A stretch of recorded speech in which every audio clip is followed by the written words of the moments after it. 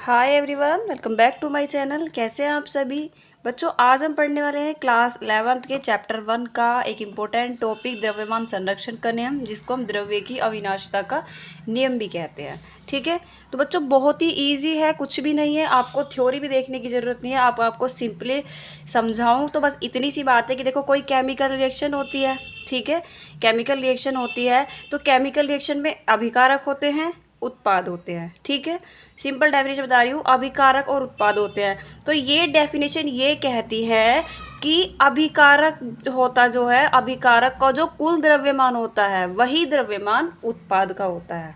ठीक है, देखिए ये लिखा है कि जब भी कोई अभिक्रिया होती है, रासायनिक अभिक्रिया, तो उसमें उपस्थित जो तत्व होते हैं, यानी कि जैसे CO2+ कुछ भी है, ठीक है, तो जो तत्व होते हैं, तत्वों का द्रव्यमान जो होता है, ना तो हम उसको घटा सकते हैं ना हम उसको बढ़ा सकते हैं। ठीक है, देखिए मैं यहाँ पर जैसे आपको समझाती हूँ।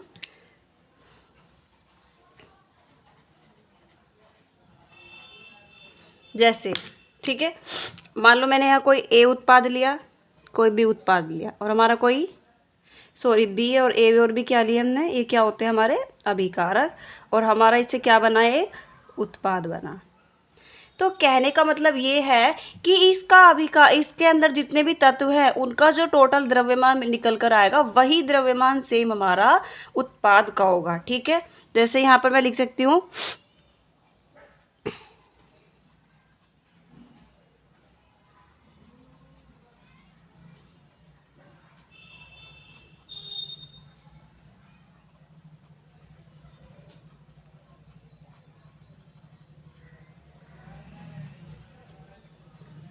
चलिए अब हम इसी को प्रूफ करने वाले हैं। ठीक है, तो मैं बहुत सारे एग्जाम्पल लेने वाली हूँ ताकि आपको इजीली सब कुछ चीज़ें क्लियर हो जाए। ठीक है, मान लीजिए मैंने यहाँ पर कोई एक एग्जाम्पल ले लिया है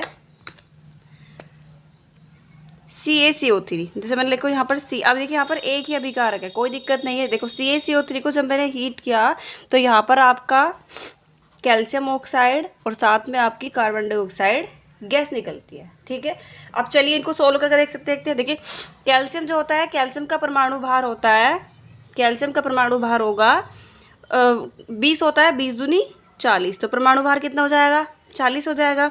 प्लस कार्बन का कितना होता है, 6 2 जा 12, प्लस ऑक्सीजन का कितना होता है 16, और 3 है तो कितना हो जाएगा आपका 48। ठीक है, तो कुल मिलाकर आपका जो ये आ जाएगा 40 और 40 दूनी 80, और ये आपका तुम्हारा हो जाएगा 100। ठीक है, तो CaCO3 का जो हमारा आणविक द्रव्यमान आया वो कितना आया, 100। ठीक है, 100 ग्राम। अब इधर देखते हैं, अब हमारा यही अभिक्रिया यही कहती है कि जितना इधर है उतना ही इधर होगा। अब देखिए अब हम ट्राई करके देखते हैं, कैल्शियम का कितना होता है, अभी हमने पीछे देखा 40, ऑक्सीजन का कितना होता है 16 होता है ना, 8 दूनी 16, 16। ठीक है, ये आया। और कैल्शियम का कितना होता है, कैल्शियम का होता है कार्बन का होता है हमारा 12, और ऑक्सीजन का कितना हो जाएगा हमारा 32, क्योंकि 2 ऑक्सीजन है। ठीक है, तो एक का होता है 16, 2 का हो जाएगा 32। अब इसको आप टोटल को जोड़ लो, तो टोटल को जब आप जोड़ोगे देखिए 40 और 50, ये तो आपका 56 हो जाएगा। ठीक है, और ये आपका कितना हो जाएगा, 2 2 जा 4, 3 1 जा 4, 44।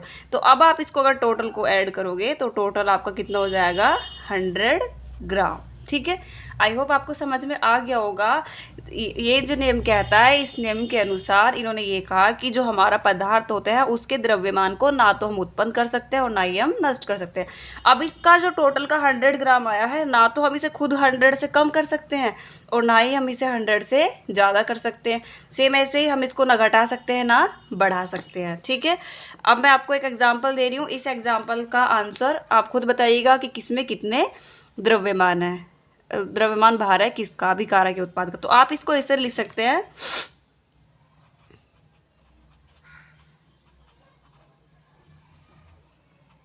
अभिकारक का द्रव्यमान कितना है, अभिकारक का द्रव्यमान, अभिकारक का द्रव्यमान हमारा कितना है 100 ग्राम।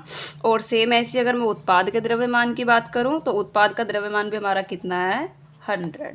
ठीक है, सेम होगा। अब मैं आपको एक क्वेश्चन वो दे रही हूँ, इसमें आपको बताना है कि किसमें कितना द्रव्यमान है। C+O2 तो हमारा क्या बन जाएगा, कार्बन डाइऑक्साइड। अब मुझे बताइए अभिकारक के अंदर तत्वों का परमाणु द्रव्यमान टोटल कितना है और हमारा उत्पाद के अंदर तत्वों का परमाणु द्रव्यमान कितना है। ठीक है, तो इसको आपको सोल्व करके लाना है। आई होप बच्चों आपको वीडियो अच्छी लगी होगी। अगर आपको वीडियो अच्छी लगी और समझ में आया तो आप प्लीज़ वीडियो को लाइक शेयर और सब्सक्राइब करें। Thank you.